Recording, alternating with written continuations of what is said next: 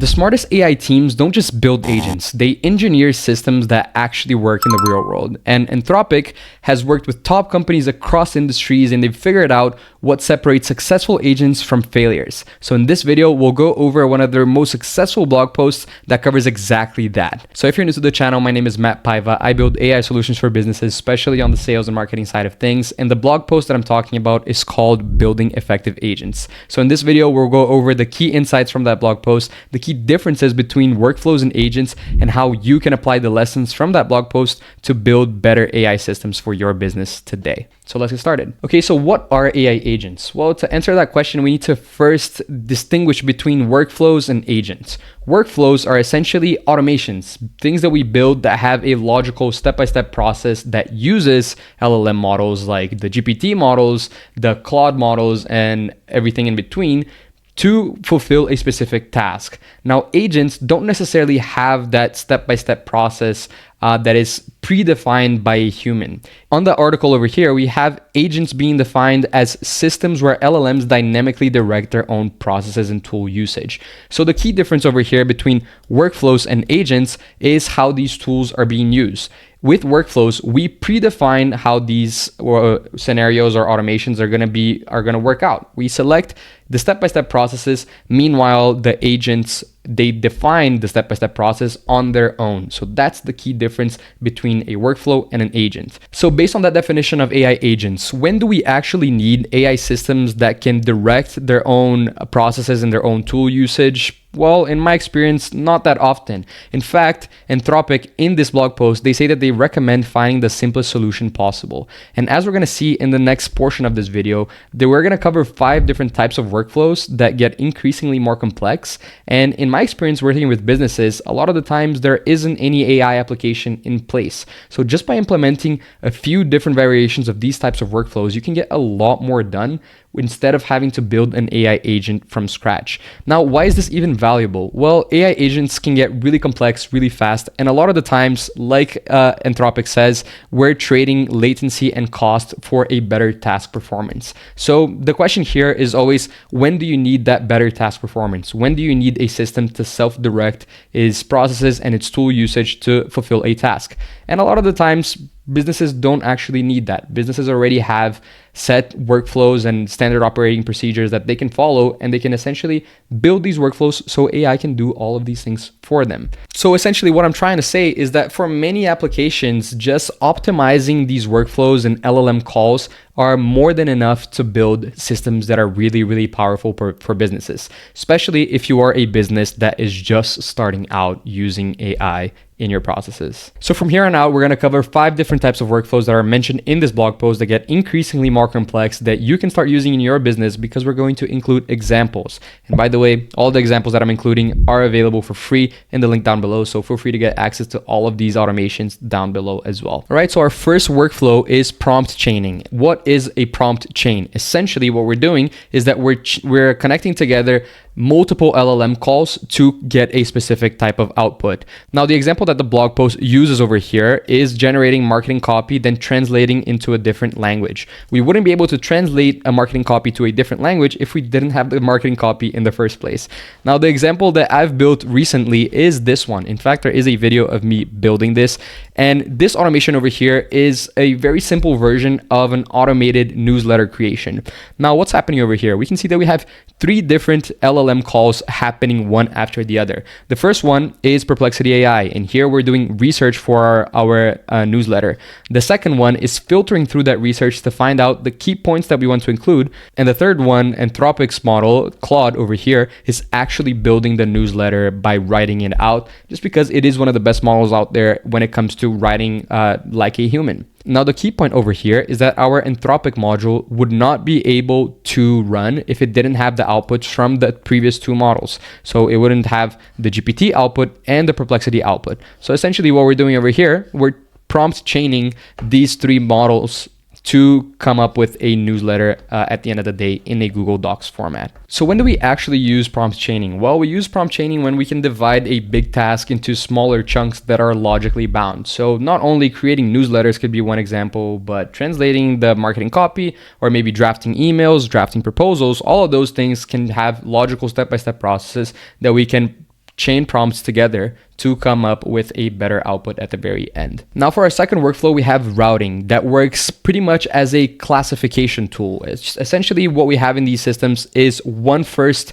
LLM call that classifies whatever input we're receiving. And then based on that classification, it triggers a more specific LLM call that deals with that specific type of classification. Now, a good example of this type of routing tool that I have built previously in the channel is this email categorization tool, which is within a relevance AI agent that I built in the past. Now, essentially what this email categorization tool does is that it categorizes emails in one of three buckets. It can be a meeting email, a customer service email, or other type of email, maybe like a newsletter or something like that. And depending on what categorization this tool outputs, this will trigger a specific type of action right after that that is a lot more specific. So if someone's trying to book a meeting with me, this will trigger a specific type of LLM chains that are connected to each other that are specific to figuring out if I can meet in the time that they're suggesting or not. If it's a customer service email, it gets access to my FAQs and use that information to essentially solve the question that is being asked.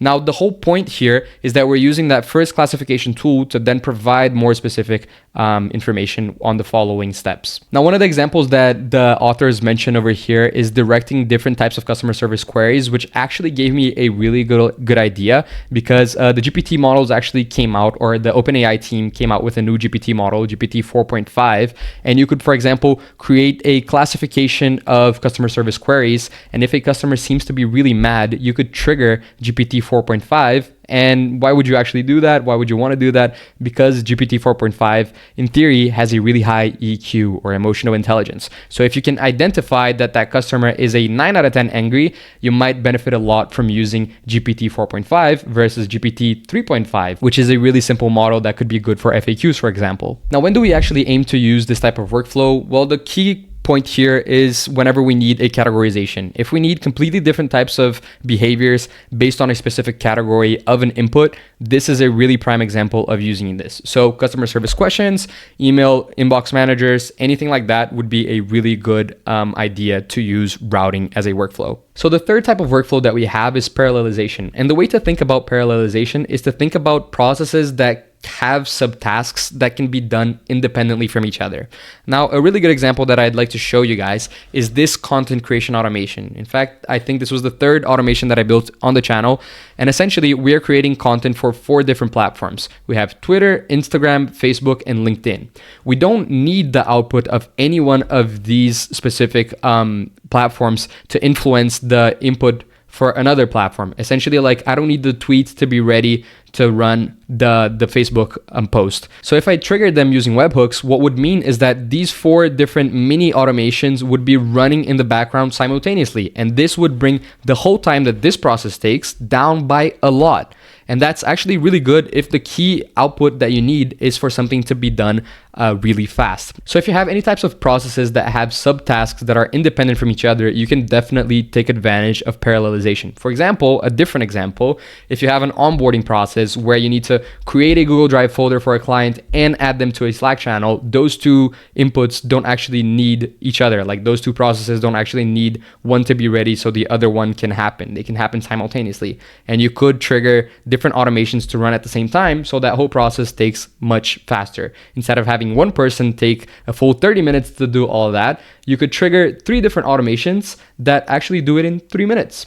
Now, another use of parallelization could be voting. Now, when do you actually use voting? When you want to create the same task, or when you want to do the same task with 3 different types of LLM calls, and then you want to evaluate which one comes out better. So for example, we could take this one over here and have Anthropic create the Claude models, create the newsletter, and then have the GPT models create the newsletter, and then have another prompt that evaluates the output from each one and chooses one of the outputs to move forward. Now that could be a really good example of voting. And then the next workflow that we have on the list is the Orchestrator-workers workflow. Essentially, the way this works is that we have a central LLM that dynamically breaks down a task and then delegates that task to other LLMs. Then after that, it synthesizes the whole output and brings back the results.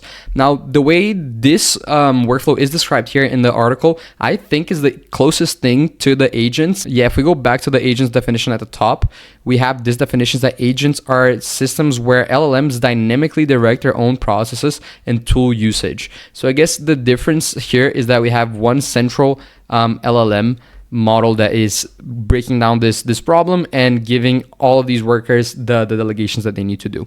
Now, I don't think I've ever built anything like this in make.com, or at least not something that I can share. So the way that I envision this system working in Relevance is that we have that central LLM step that would be connected to the O1 model from OpenAI, because the O1 model is really good at reasoning, and it would be triggered whenever we receive a new lead. So this would be an inbound system, and essentially whenever we receive a new lead, this could trigger that LLM, that centralized LLM, to come up with a plan based on that lead. And essentially what it would do is it would trigger these workers. In the scenario, they would be like different scenarios, either in Make or in Relevance. In Relevance, we call them tools. And each one would do a specific thing to come up with an action plan for that lead. So the first worker, the first scenario would be like a research scenario. It would look up the company's latest news, if they have any funding, what's going on with the company, that's publicly available information. The second one would be a copywriting scenario that essentially would use that information to generate a first draft of a personalized email or a personalized call script that someone could use based on the research that we have from before and based on the inputs that we have from the first agent as well, or from the first scenario as well. The third one would be an offer optimization scenario. Essentially, it would select the best case studies, discounts, and offers based on previous successful clients that are similar to that lead. So maybe, for example, there is a lead coming in that's an enterprise client in the SaaS space. There could be an offer specifically for that type of client that we could include over here. And last but not least, we would have this outreach timing scenario, which kind of like the name doesn't do it justice. The way I envision it is to be more of like an engagement plan. And then essentially here, it would outline the best times and place to send the messages and how to engage the lead that just came in based on all the information that we can gather from their LinkedIn profiles and other profiles as well. Now, the way that these scenarios would work together is that we would have outputs from each one of these workers, each one of these scenarios coming together to be synthesized in a report that we can send either to a salesperson or to someone that needs to have that report to have a good, meaningful conversation with the lead that just came in. So that's how I envision this Orchestrator-workers scenario working in this scenario here in Relevance AI. Now, last but not least, we have the Evaluator Optimizer workflow. And as we can see on the image here, essentially what we're doing is that we're generating a loop between an LLM call that generates something and then another LLM call that evaluates something.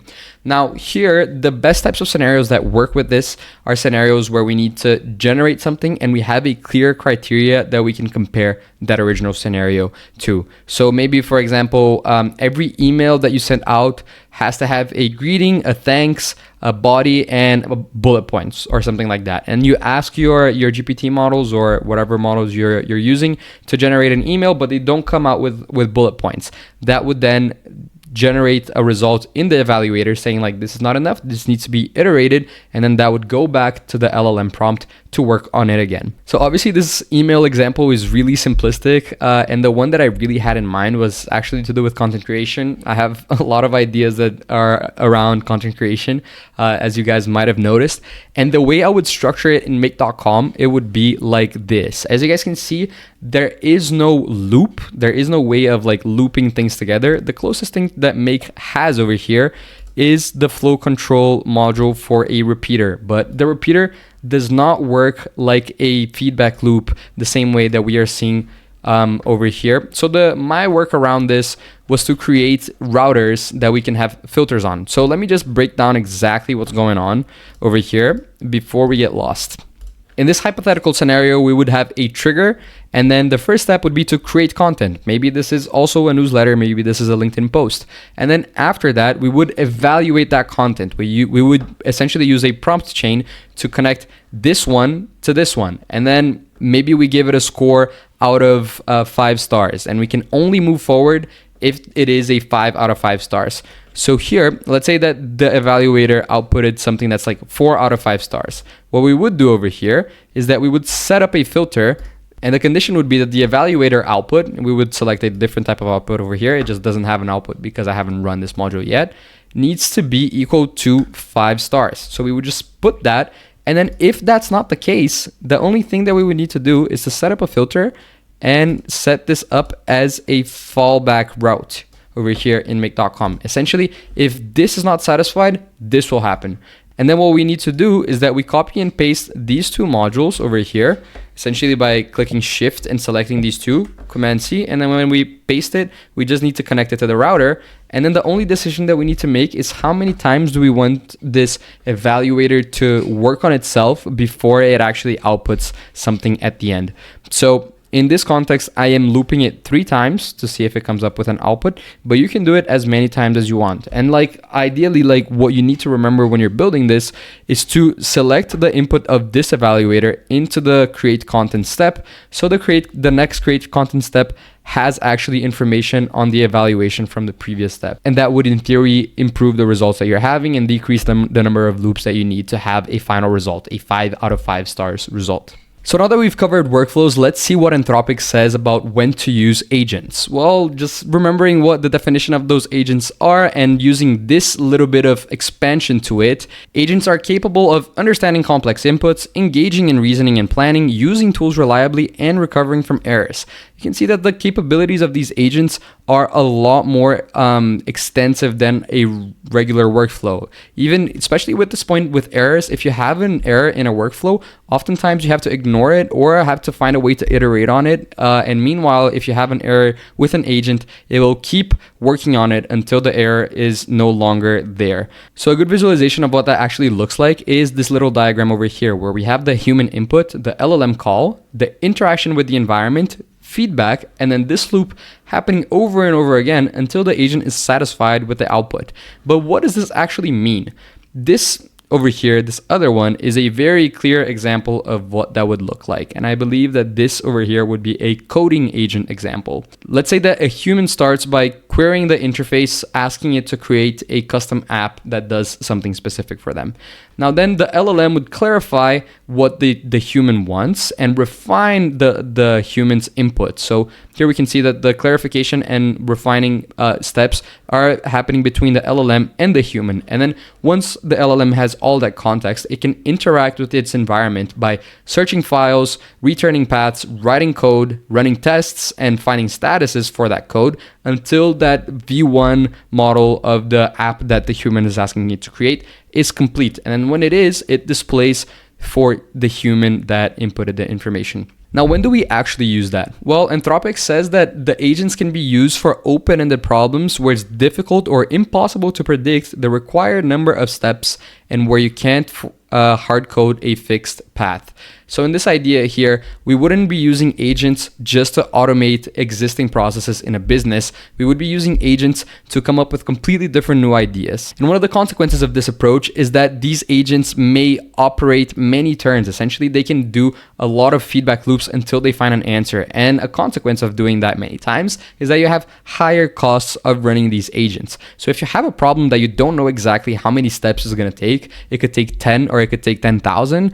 I mean, obviously I am exaggerating here, but if you don't know how many steps it could take, if it is something like building a custom app, it could be something really costly at the end of the day. So we wouldn't be using agents to just automate existing processes in a business and just bring efficiency to a business. Agents, in my point of view, are something that interact in a completely different environment, essentially like augmenting what humans can already do by giving access to these powerful tools and these powerful agents in a completely new context. So to bring it all together, success in building AI systems doesn't come from building the most sophisticated agents. It comes from building the right thing for the right person at the right time. And that's exactly why I make these videos, so you can build the right thing for your business at the right time. And if you are trying to build systems for your business that involve AI and you're hitting a wall or you just don't have the time to do it, feel free to book a call with me down below. There is a calendar link. And if you want to get started right away, today, there is also a link to all the templates that I'm showing in these videos, as well as all the templates that I have covered